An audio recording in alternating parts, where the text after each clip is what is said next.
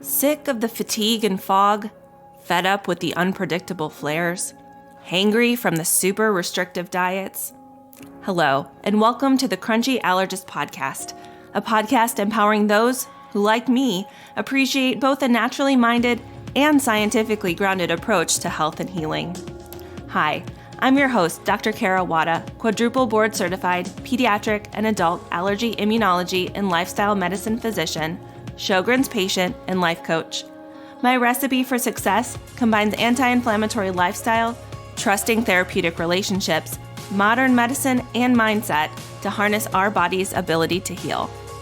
Now, although I might be a physician, I'm not your physician, and this podcast is for educational purposes only. Welcome back, everyone, to this week's episode of the Crunchy Allergist Podcast. I am absolutely thrilled to have Dr. B with us. Dr. Will Bulsiewicz, who is an award-winning gastroenterologist. He is internationally recognized for gut health and his expertise in gut health. And he has 2 New York Times best-selling books, The Fiber Fueled and The Fiber Fueled Cookbook, which is so much more than a cookbook. He also sits on scientific advisory boards. He has written dozens of academic articles that are published in peer-reviewed scientific journals. He's giving presentations all over the world and has presented to Congress and the USDA. He's taught over 10,000 students how to heal and optimize their gut health. And he not only talks the talk, but he walks the walk, as he lives in Charleston, South Carolina with his wife and his children. And he is very active on Instagram at the Gut Health MD, which is a super fun account to follow. Dr. Will, thank you so much for joining me. I know we've been trying to connect and I had a sick kid one day. And so I very much appreciate your time and joining us on the Crunchy Allergist Podcast. It's my pleasure. Thank you, Kara, for having me. I'm excited to be here. Awesome. I always love to invite our guests to share their story. How did you end up as Dr. B, the gut health expert? Yeah, it's interesting. To be completely honest with you, this was not any sort of vision or plan that I had. And I feel like being a medical doctor, we tend to be planners. We have a plan. Yeah. We think we know what's going to happen and we expect that it's going to happen. And then sometimes things just don't work out that way. Yeah. And I've had so many moments in my life where like something that's happening to me that I don't have control over. Sometimes I think it's the worst thing to ever happen to me. And it turns out to be a massive blessing in disguise. You just can't see it in the moment. And you say, why am I being cursed? And then you get 5 years later and you go, I'm so glad I was blessed. Thank you for that. So if I went back 10 years ago, I was in my GI fellowship and I'm a gastroenterologist. I was actually on a grant from the NIH and I was studying both epidemiology and gastroenterology at the same time at the University of North Carolina. So I did an extra year of training for my fellowship. Was 4 years instead of 3. I was in a bad place, just like personally. Professionally, my career was taking off. Everything was falling into place for me in a way far more powerful than I expected of myself, to be honest with you. But I was miserable. I was having a health crisis, not something that showed up out of nowhere, but instead something that was brewing over the course of years from my late 20s into my early 30s.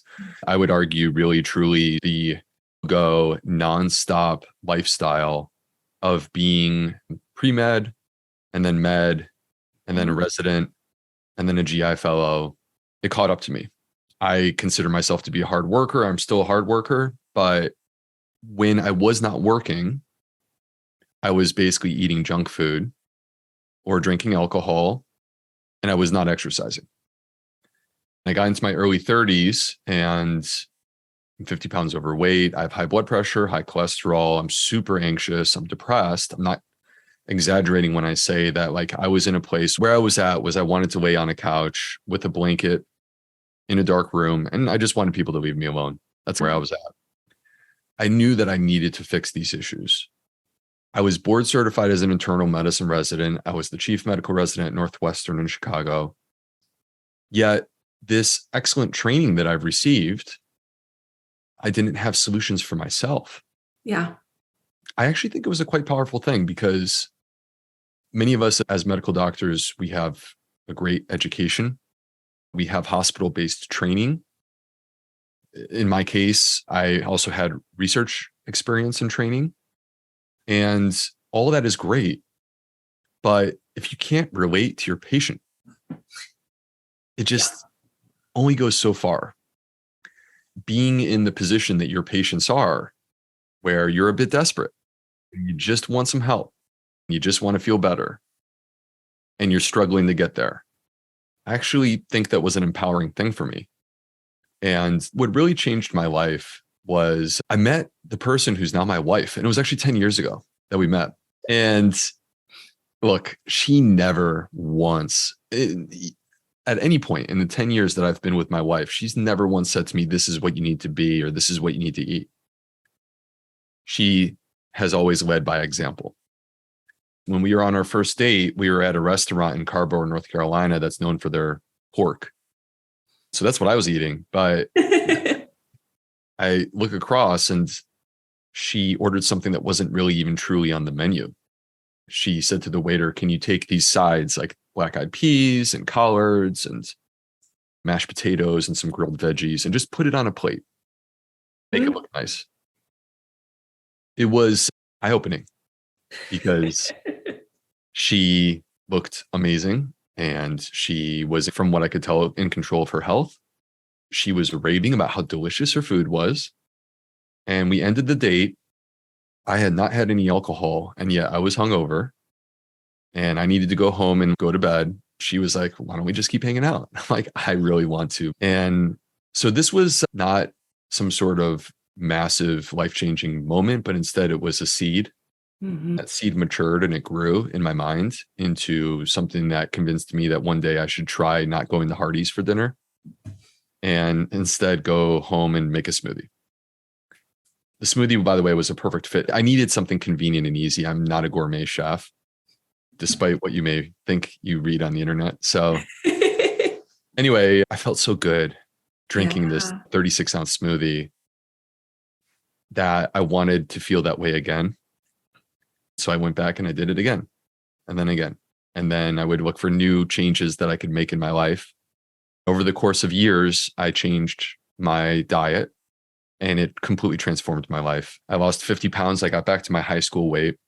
Blood pressure pills went into the trash, fixed my cholesterol issue, started feeling confident and young and vibrant again.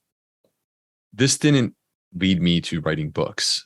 Instead, this motivated me to want to explore this in my medical practice. And I spent years learning in collaboration with my patients.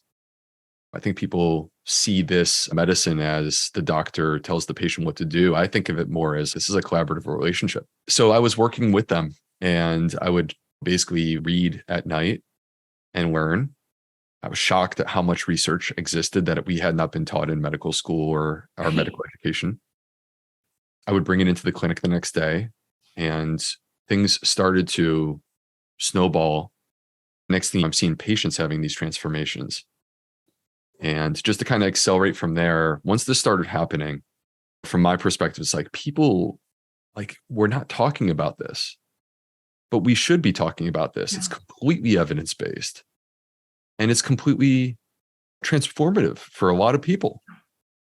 If this opportunity exists, let's not be pill and procedure dependent. I'm not saying that those things are implicitly bad. What I am saying is let's not be so dependent on those things that we lose sight of these opportunities that we have to change people's lives through food, through exercise. I felt compelled to share this story beyond the walls of my clinic. And that was 2016. I started my social media account. It was extremely humble. No one really cared for a very long time, but it's very true. No one really cared for a very long time, but I did have a breakthrough in 2018. I had a podcast that went viral. It was with my friend Simon Hill from The Proof. And that led me to a book deal. That was late 2018. I wrote the book all of 2019, basically at 5 a.m. at Starbucks before I would go to work. Wow. And the book came out in May of 2020 and was a great success, which led me to the opportunity to write a second book, which just came out a few weeks ago. And that's the Fiber Fields Cookbook is my new book. And here we are. Yes. Thank you so much for sharing that I have to say, I know we haven't really talked much before, but I had a similar experience I ended up being diagnosed with Sjogren's a few years ago and really saw dramatic benefits from lifestyle changes. I think sometimes it's so easy to get our heads wrapped up, especially growing up in the generation we grew up in and like this diet culture of on again, off again. But these small changes add up over time and really can make a huge difference. I'm just amazed at seeing how much, and you probably too, but like over the last couple of years, how much we are seeing emerging in the medical evidence as well, with kind of the role of the microbiome in every aspect, it seems like, of our health.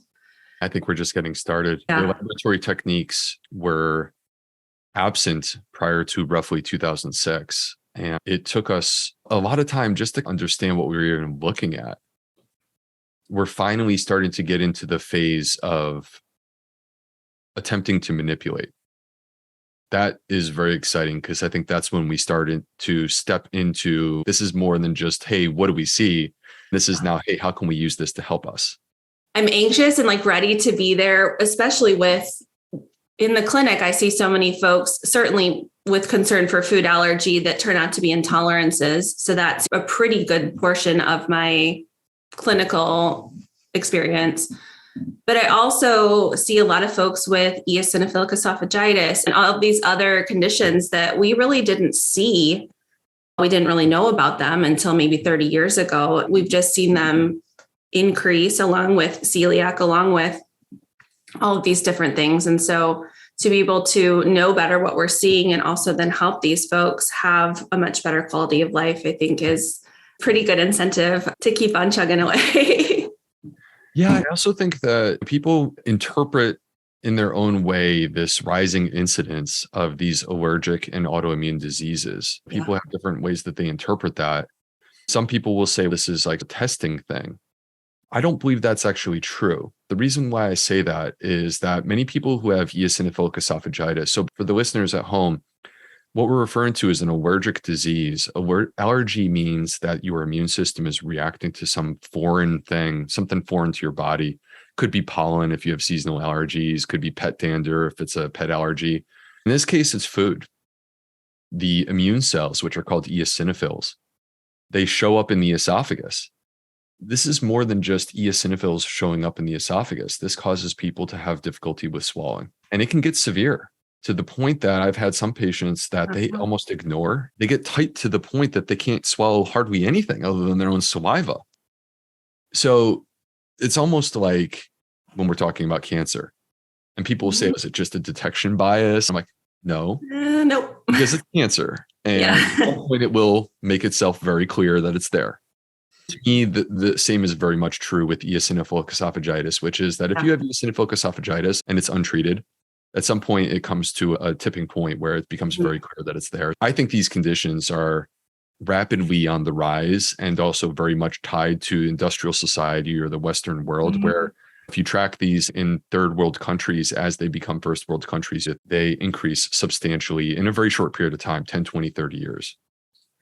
Yeah, it's amazing even looking and talking with different patients. I'm in a college town and there's a fair bit of like international presence, folks coming from all over. You'll see sometimes first or second generation families. You can see sometimes then the progression or the development of this across just one generation, which is really humbling. These changes are moving much faster than like our genetics would anticipate seeing. That's where we're talking about this idea that it is our modern way of living that in all likelihood is really strongly implicated in this increase.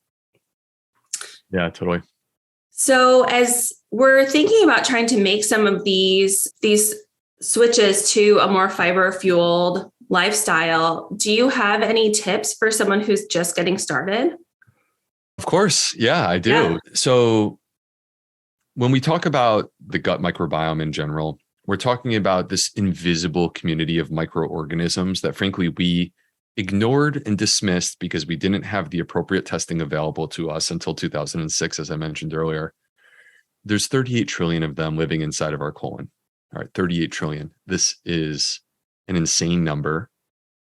If we were to take the number of stars in the sky in our galaxy, it would be 380 galaxies full of stars living inside of your colon, literally right now. Just and bananas. They're as alive as you and I are. They have unique skill sets. They have personalities. They have certain friends or cohorts that they hang out with. They have different dietary preferences. And they are there with a purpose. They're not just something where like they're aimlessly there. They're not there to take from us like a parasite, but instead they're actually integrated into our physiology. You find that they're intertwined with digestion, our immune system, our metabolism, our hormones, our mood, our brain health, our energy levels. So the first two of those, digestion and the immune system, those are very relevant because the digestion is my career and the immune system is your career. That's what we do. We find the microbiome is at the intersection of both of these things. So as a quick example of like how they're intertwined, digestion and the immune system, when we consume our food, that food ultimately will come into contact with these microbes. But a very large part of most of the food that we consume is going to be digested within our small intestine before it ever gets to the colon. So these microbes, they need something that can actually survive digestion in the small intestine and reliably make its way all the way down to them 20 feet further down the intestine. And as it turns out, their preferred food is dietary fiber. Fiber is a part of all plants. So whether you eat the plant or you don't eat the plant, every single plant in the entire planet has fiber as a part of it. Fiber is a carbohydrate, and we, as wonderful as we are as humans, we lack the enzymes to break down fiber. Mm-hmm. And there was this old myth that fiber, because we lack the enzymes, it just goes out the other end. This is sweeping through, cleaning up the walls. That's what I learned in med school. Yeah, it was just cleaning things up. Exactly. And then it turns into a bowel movement, and that's it. Yep. The story is so much more exciting than that. And that sort of sweeping thing, it's partially true for some types of fiber, but there's these other types of fiber that we call prebiotic, which means they're food for these microbes. The prebiotic fiber arrives into the colon intact because, again, we don't have the enzymes to touch it. These microbes, they have the enzymes. In fact, there's estimates that they may have 60,000 of these unique enzymes allowing them to break down and process fiber. And they work as teams. So if you had a microscope and you zoomed in on the colon, you would see this fiber enters into the colon, and here come these microbes, and they get to work, working as teams to break it down. Ultimately, the end result of this is that there's two things that happened. First, the microbes that are consuming this fiber and breaking it down, they actually grow stronger. This is their source of life. We are feeding them. The second thing that happens is they release what are called short-chain fatty acids. And the most famous of which is butyrate. These short-chain fatty acids, they are anti-inflammatory. They have effects literally throughout the entire body. There's a number of ways they affect your brain. They're very important and relevant to our immune system. And they help to shape and manipulate the immune system to get it organized to function the way that it's supposed to. Because the immune system, as very well, we don't want it to be too big. We don't want it to be too small. We want it to be just right, targeted, precise, efficient, without overreacting. The Goldilocks of our body. Yeah. So the short-chain fatty acids help to condition the immune system in order to be the way that you and I are describing it. So at the end of the day, for a healthy digestion, for a healthy immune system and metabolism and hormones and mood and brain health, we want these short-chain fatty acids. And the way that we get them is quite simply by consuming dietary fiber. The problem we have is 95% of Americans are not even getting the minimal recommended amount. When I say not getting it, like, we're way deficient. The average woman is getting about 16.5 grams of fiber. The recommended amount is 25. The average man is getting about 18 grams of fiber, and the recommended amount is 38. We're way low. So I'm not here to claim that this is the only thing that's relevant to our digestive system or our microbiome or our immune system. I'm not here to claim that the absence of fiber in our diet is like single-handedly responsible for allergic diseases and autoimmune diseases. But I do think it's one of the factors. There's a new study that I haven't even gotten my hands on yet, but was just discussed at the European Allergy Conference this past week. It showed that about 50% of food allergy may have some role in the microbiome in this realm, in preventing food allergy, I should say. So there is more data coming. When it comes to supporting and nurturing this gut microbiome, there's a lot that we could talk about. I've written 2 books to deep dive into these topics, but if I were to simplify into what are the core principles, at least from a nutritional perspective, here's what I would say. Number 1, we need to address the fiber gap. That's not complicated. The answer is not actually Metamucil. Nothing against Metamucil, but the answer is quite simply, we need to eat more plants. The average American, only 10% of their calories comes from plants. It needs to be more than that. The second thing is that I mentioned earlier, these microbes, they're varied. They're unique. They have different dietary preferences, much like you and I. Kara, we don't eat the exact same diet.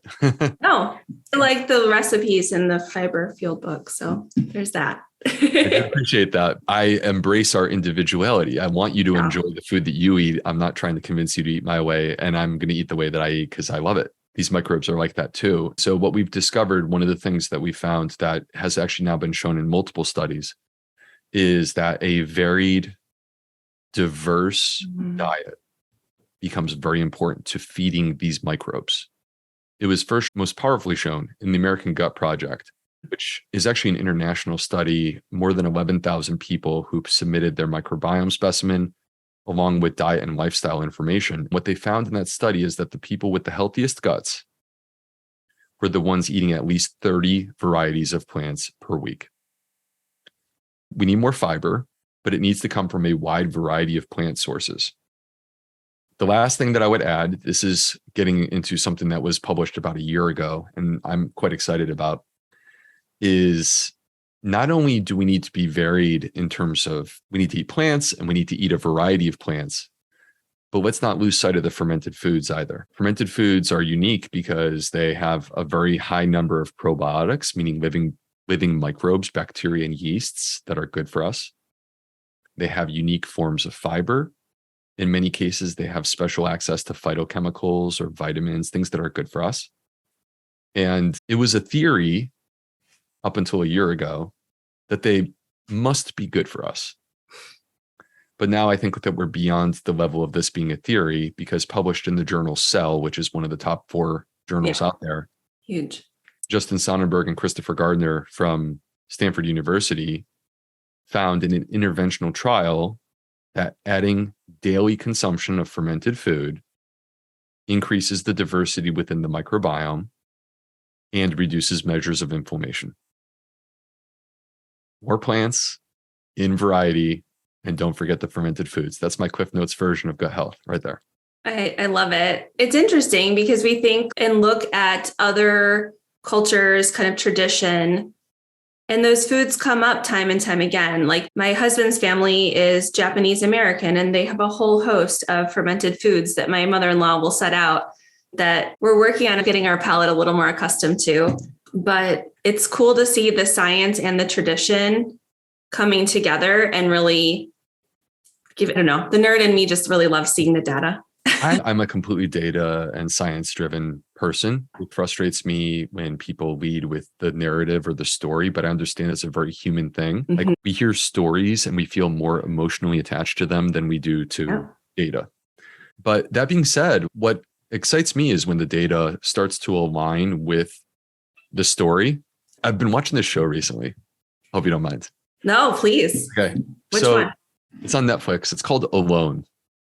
And the premise of the show is rather simple. 10 people who have experience in the outdoors they agree to basically be released into the wild in Canada by themselves. Oh, geez. With almost no supplies. Like they're allowed to bring 10 items, which sounds like a lot. Oh, that's generous. A hatchet. Yeah, you get a hatchet and you get maybe some fishing line. That's 2. And if you want a sleeping bag, that's 3. And very quickly, 10 are gone. Okay, here's my point. These people, they have no access to they have no access to ultra processed food, right? They can't eat that. They're forced to basically be either a super efficient hunter. And by the way, these people that are selected to do this, I'm not a hunter. My dad was. Yeah. These same. people they're all hunters, right? So like they're used to hunting. And yet when they get put into this environment, they're not good enough at hunting to actually make enough calories from hunting alone. So what you see is that they have to forage and they're eating everything. They're pulling onions out of the dirt. They're eating berries. This is how they get their sustenance. And it makes you think about the Hadza in Tanzania. This is a tribe of people. They still exist, although they are diminishing in numbers. And I don't know if we'll still be talking about their existence in 20 years because basically they're entering into society. But the Hadza, they are modern day hunters and gatherers, and they forage and they hunt. And most of their calories come from the foraging. And they eat hundreds of varieties of plants because they have to eat whatever is available to them. Meanwhile, here we are, and we have the benefit of our supermarket that we can hop in our car and cruise down to, or we can Instacart it and have delivered to our home a diet where in the average American, it's 60% ultra processed foods that did not exist even 100 years ago. 30% of our calories come from animal products. Again, like these hunters, even the Hadza, or these skilled hunters that are released into the wild, they can't sustain 30% of their calories from animal products. They're not good enough at hunting. Only 10% of our calories come from plants, which used to make up the majority of our calories. And so it just shows you how much life has changed in a short period of time, because we would describe these things as luxuries that we have living in civilized society. And yet these luxuries, there are downsides to these changes that take place. Absolutely. I think that's a really poignant thing to make note of and thinking about. There is a big push. And I think a lot of, little chatter between the paleo camp or the ancestral living camp and then the whole food plant-based camp. But when you really look at what we see in the diets of modern hunter-gatherers, that it really is overwhelmingly a reliance on the plant-based foods. And the animal-based products really are the condiment. That's the way I feel. For what it's worth, if you took the average American's diet and you eliminated the ultra-processed foods and you replaced them with That'd be huge. Yeah. that by itself would be absolutely huge. And I would feel really good about that. I still think that there would be room for improvement, but even just that, without even compromising on the animal product side of things, I think it would be a step in the right direction. Yeah. I know we were talking a little bit beforehand, what I really appreciate about the Fiber Fueled Cookbook in particular. So first of all, it's so much more than just a cookbook. You really do a great job of walking the reader through kind of all of these concepts of gut health, but in a pun intended, a very digestible manner. And where I've really been recommending it a lot to my patients is having this step-by-step plan to help people figure out what foods they may be having trouble digesting and helping them understand a little better than I'm able to in a 30-minute office visit, how and what and why all that's going on. One of the things, though, that I mentioned beforehand, and we have this a pretty robust body of work looking at FODMAPs, tomato, which are these fermentable sugars that in many folks with irritable bowel syndrome will have trouble digesting them and will result in symptoms. But one of the other aspects that you bring up in the book is something I increasingly see patients deal with in the office called histamine intolerance. But this is something that some of my mentors and those who have been in the field of allergy for a long time are resistant to hearing about or thinking about. So I'd love to hear your take and how you've incorporated it in your practice. Yeah, so let's separate out the acceptance of medical doctors on new ideas. Yeah. Let's separate that out for a moment and first talk about histamine intolerance and what is being discussed in the medical literature on this topic, which is not something that I invented. If it were something that I invented, I wouldn't write a book about it because I believe in allowing the evidence to lead and guide.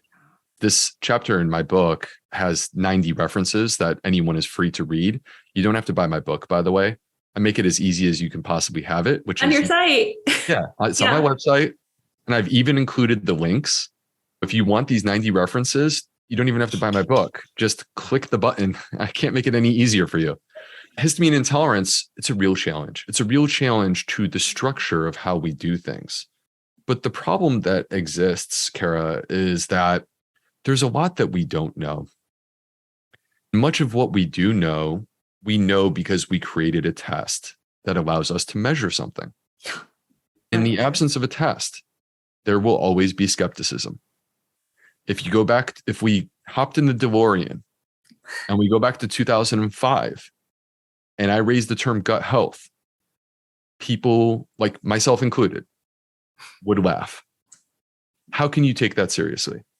Or even thinking about the story of H. pylori and the discovery of that, which was during our medical education, the big. So yeah, for the people who are listening at home, the story of H. pylori is quite fascinating and it's worth checking out in more detail than we're going to probably cover in the next minute here. But the person who discovered H. pylori, by the way, but H. pylori is a bacteria. It takes up residence in the lining of the stomach. It's one of the few bacteria that has the capacity to actually insert itself into the stomach and exist in this place where there's so much stomach acid. And H. pylori has actually been shown to be a carcinogen. So like particularly in East Asia, H. pylori is associated with the development of stomach cancer.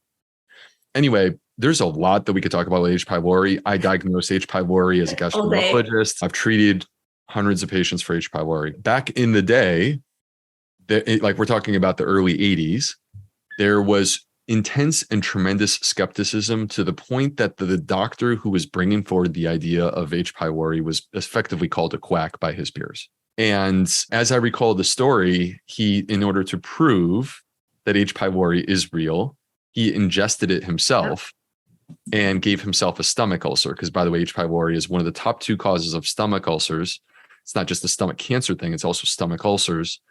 H. pylori and ibuprofen or non-steroidal anti-inflammatory drugs are the top 2 causes of stomach ulcers. So anyway, this doctor gave himself H. pylori, gave himself a stomach ulcer in order to prove that this was real.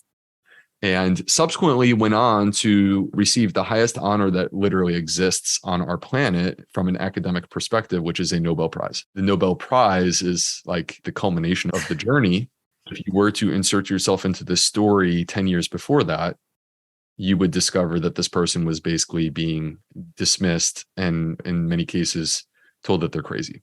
There are many aspects of what we take care of in medicine that we don't have complete information, and we're working on it and we're trying to do better. But there are people who still have these issues and we're trying to create solutions for them. The gut microbiome, again, like we didn't have a test prior to 2006, but within my field, irritable bowel syndrome is the number 1 diagnosis that gastroenterologists take care of. It's the number 1 diagnosis.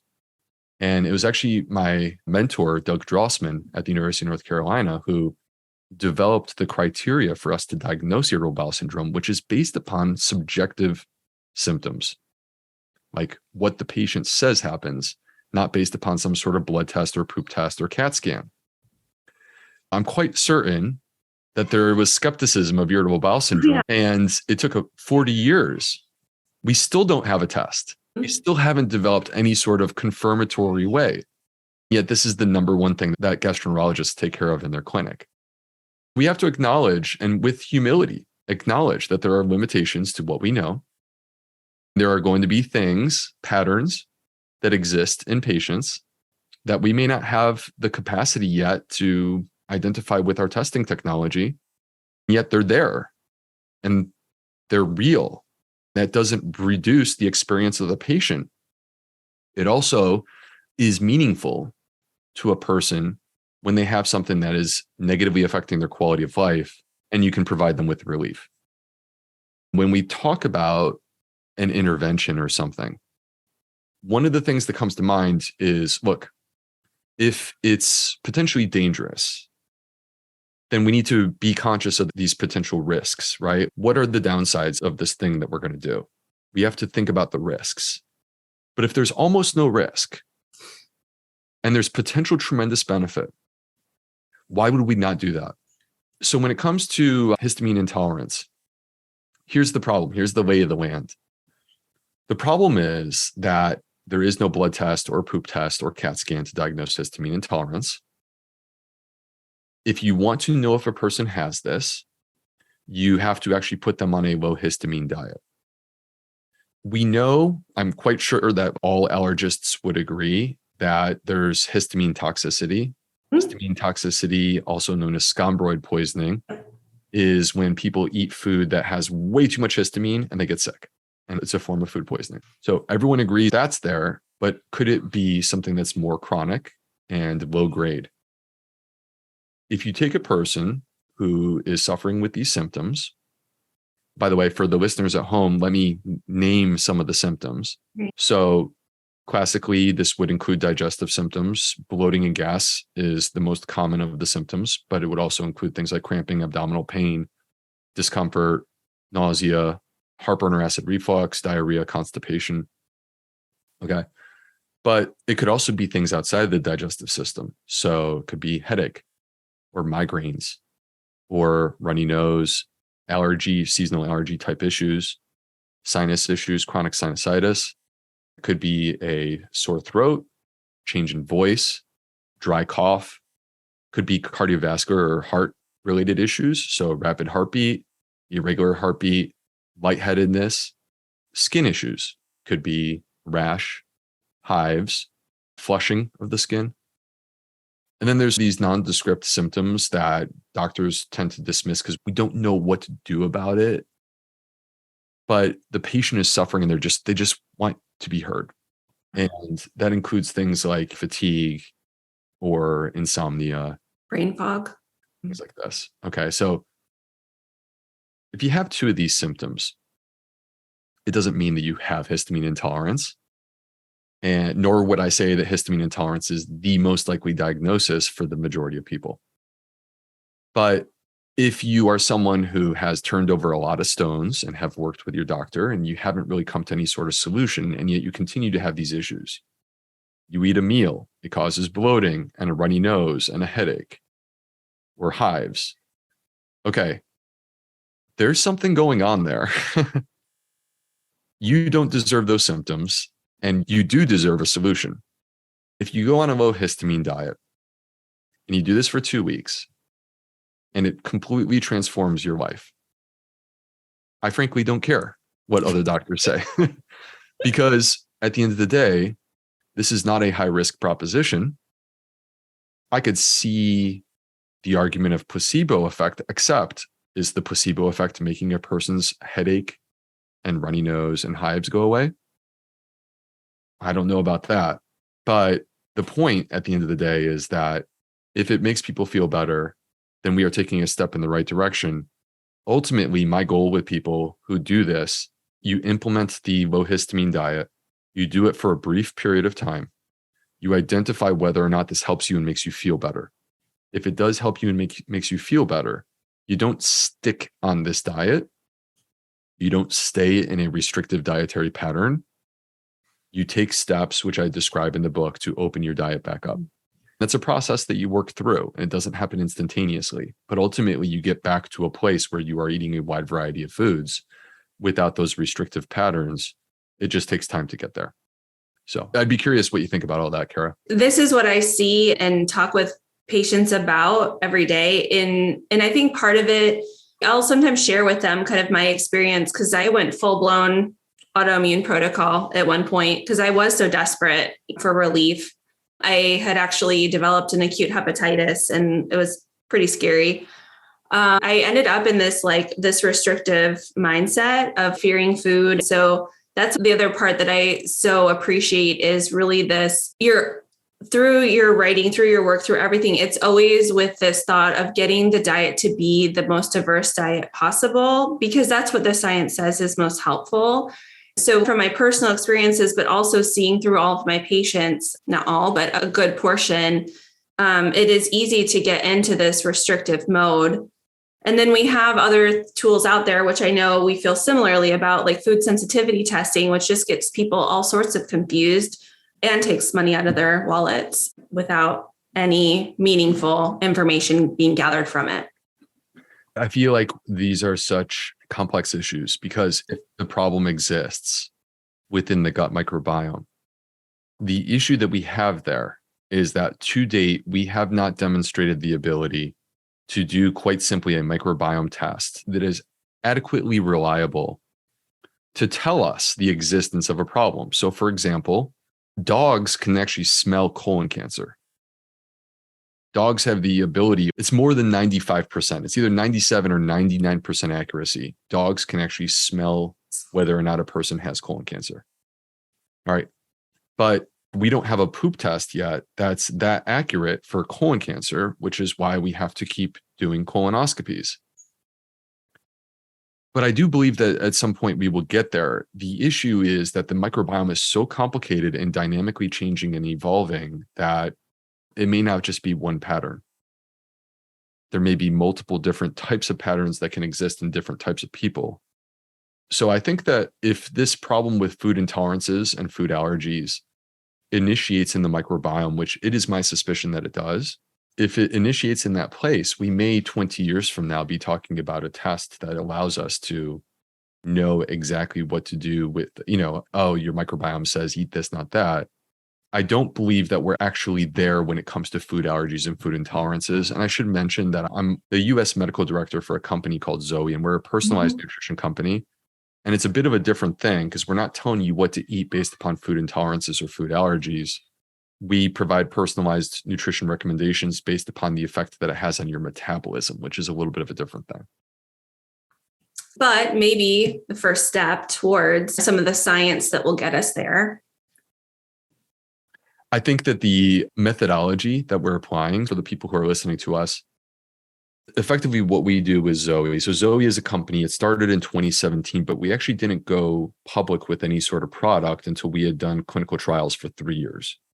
We published those clinical trials in Nature Medicine in June of 2020 to demonstrate that we could reliably do what we set out to do. And the story, the method is what ultimately I think will be transferable to other ideas. The way that we approach this is we collect from a large group of people their microbiome. They enter into an app what they're eating. And then we have the specific measures that we're trying to improve. So for us, those are your blood glucose. People wear a continuous glucose monitor. And your blood lipids. People do a blood lipid test. By having microbiome information and what you eat we're well over 20,000. I don't know if we're at 30,000, but we're darn close. That many people, knowing the outcomes of the glucose and the blood lipids, we can put all of this information into a supercomputer and it runs these complex machine learning algorithms where ultimately what happens is the supercomputer can identify patterns that are unique to the individual. So rather than saying, okay, in a population, the average response to an avocado is this. Instead of saying that, it'll say, Kara, based upon your microbiome and your specific data, we know, given all of this information that we have, this is what we expect your response to an avocado to be. We've demonstrated the ability to predict those responses reliably in terms of blood sugar and blood lipid. So the future of this is to apply this sort of general concept. And what you're going to flip out, you're going to keep the microbiome. You're going to keep the food log that you enter into the app, what you're eating. That's your data collection part. And what you're going to change is you're going to change out what the outcome measure is. And once you can do that and start identifying, the outcome measure is, for example, inflammation. or which, by the way, would be a big debate just to figure out what we would use for that. Yes. Or it could be your subjective response to food and how you feel. So that ultimately will allow us to move towards emerging beyond metabolic outcomes and start looking at other things like the immune system or digestion or hormone levels or things like that. Super cool. It only makes sense that you would need those different pieces of the puzzle to be able to explain it, not just an IgG level, right? Yeah. So what we do is, if you think about, if we stop thinking about this in biological terms for a moment, and we think about this in purely mathematical terms, we were to create a formula that explains, for example, whatever the outcome measure might be. Perhaps it's an IgG level. Okay. And we're going to create a formula. This already exists. We have predictive models where an odds ratio is really just a part of the formula. And that odds ratio is telling you like how much something changes based on the presence or absence of something. So if we think about predictive models, we could build a pie, and that pie is going to have different size slices based upon what are the things that are relevant to ultimately determining this number. And we've done this actually. We did this with the Nature Medicine paper that came out in June of 2020, where we took a look at what is predictive, for example, of blood glucose. And the answer to that question is that the top 3 things in terms of determining what your blood sugar is literally right now, Kara, is going to be what you're eating, what is the context in which you're eating it. So have you been fasting, and what time of day is it? And did you get a good night's rest last night? And did you just exercise? And then the third thing is your genetics. But the microbiome is not that far behind. The microbiome turns out to be more important to determining your blood sugar than your age or your gender, which are like 2 major things that we look at in every single research study. And then with blood lipids, it's even more fascinating, because it turns out that genetics plays almost no role. But we blame it so much on I have bad cholesterol because of my mom or my dad or whomever. More likely what it is, it's not the gene, but instead it's the microbiome proves to be a super powerful thing in terms of predicting your blood lipid response to food. And so it's just so interesting to ponder that we're now moving into a place where we're going to have the ability to understand with more clarity what goes into predicting these different outcomes or these different measures of human health. By the way, I guess while we're on the topic, I hope you don't mind me bringing this up. Blood sugar. It drives me a little crazy, this trend towards like only eating based upon your blood sugar. Oh, yeah. No, that's just too complicated. And I don't know. I'm a busy working mom. Like, I don't have time for that personally. So what a lot of people are doing, for those that haven't heard, is they're wearing a continuous glucose monitor, and they're checking their blood sugar after every meal, and they're making decisions on what they're going to eat or not eat based upon what their blood sugar does. The problem is, like, your blood sugar is going to go up after a meal no matter what. Is the amount that it goes up actually a problem for your body? If you start depriving yourself of healthy food like fruit, because you go, oh, fruit raises my blood sugar, that's problematic, because your health is so much more than just this one measure of your blood sugar. And it's just, I think it's a dangerous level of scientific reductionism to go towards one outcome measure as the entire body of human health. And as we know, that overall eating that diversity in all of those plants is really where kind of the magic happens. Yep, exactly. So I want to be mindful of your time.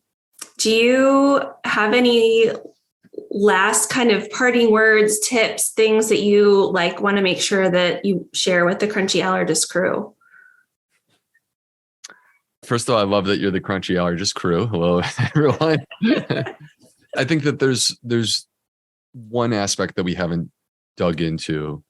We've been talking a lot about food. I'm guilty of overemphasizing food. Our health and the health of our microbiome is much more than just what we put into our mouth. Mm-hmm. It is affected by whether or not we get sleep, good, restful sleep, sleep that is in alignment with the way that our circadian rhythm works, is affected by exercise, but it's also affected by our mood and how we feel. This is part of the brain gut axis. And there's ways in which your gut can affect your brain. I mentioned much earlier in the show that short chain fatty acids are produced in the gut, yet they will travel to the brain and have an effect there. On the flip side, there are things produced by the brain that will travel through the blood and actually have an effect on your gut. An example of this is CRH, corticotropin releasing hormone.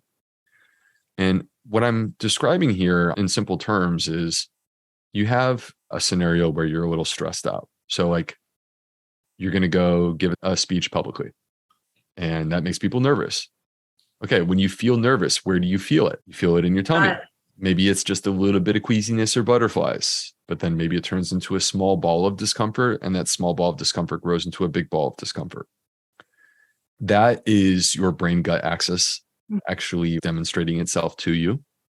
It's the downstream effect of when you feel stressed, your brain releases this hormone, and there is a consequence. The hormone is there for a reason. We evolved to have it for a reason. But if you follow it downstream, ultimately what happens is it does compromise your gut, and it does cause temporary injury to the gut. So the problem that exists is that for some people, their stress is continuous. It's not just like an acute, hey, I'm going to go give a speech.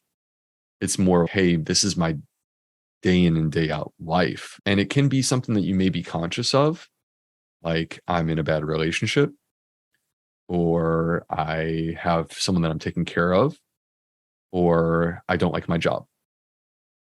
Or it could be something that you're not conscious of. There's something that was traumatizing to you, and it was years ago, and you feel like you've dealt with it and pushed it away. You really don't have an interest in revisiting that. But what if it's still weighing on you and causing unrest? So these are examples of how the way that we feel can negatively impact our gut microbiome. The reason that I like to bring this up is that I feel like my best moments as a doctor have not been when I've told people to eat more fiber. Yeah. I feel like that's my platform because on a public health level, I feel like that's where I see the most opportunity. But I feel like my best moments as a doctor have been with the person that has failed with other doctors, and they're doing everything right. They're eating plants in variety and exercising and sleeping and doing yoga, and they're not getting better. And you discover that there's something in their life that's holding them back. And you help them to address that, and all of a sudden they're better. Mm-hmm. That to me is what medicine is really truly about. When you can transform a person's life, not through pills or procedures, not that they're wrong, but instead through helping people to understand that there are connections in their body that they didn't think were relevant, and they're there. Yeah, it's the ultimate role of that therapeutic relationship that we're entrusted to have. And that's, to me, so powerful. That's my favorite thing to work through and talk about with the trainees that come through too, and help them not lose sight of it when they are in the midst of call and all of those things.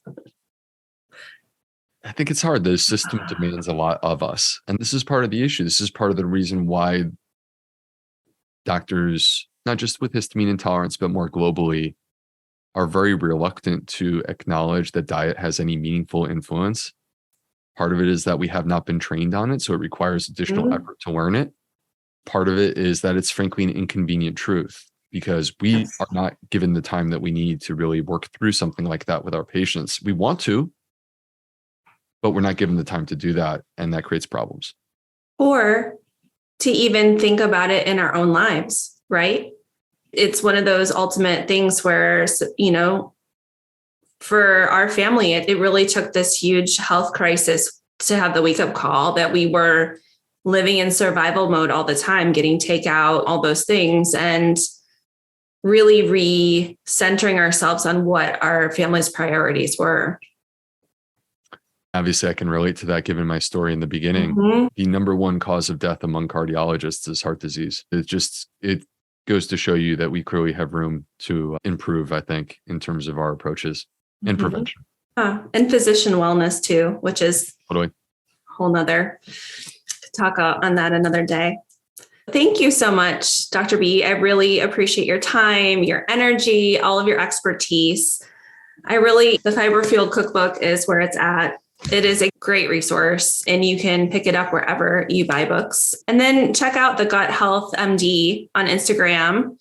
And then remind me your website, theplantfedgut.com. Is that right? That's correct. My website is theplantfedgut.com. I have an email list that people really seem to enjoy. When there's new research that comes out, I like to send an email to my list because it allows me to really unpack stuff in a way that's quite challenging to do on social media. I need to make sure I have that whitelisted because I hate how email sometimes will shift things over. Thank you so much. Okay, friend, I hope you enjoyed this episode and we'll catch you next week. If you liked today's show, I would love for you to download my free 5 Foods You Don't Need to Fear. Hop over to www.crunchyallergist.com or the link in our show notes. And if you're ready to join me in reimagining what life with autoimmunity and allergies can look like, it's time for you to step into Air Squared, where Jen and I give you all the tools, training, and support you need to help you realize your goals while redefining your anti-inflammatory lifestyle. In Air Squared, you'll get weekly life and nutrition coaching so you are never lost or stuck in confusion, whether you're new to an anti-inflammatory lifestyle or ready to take things to the next level.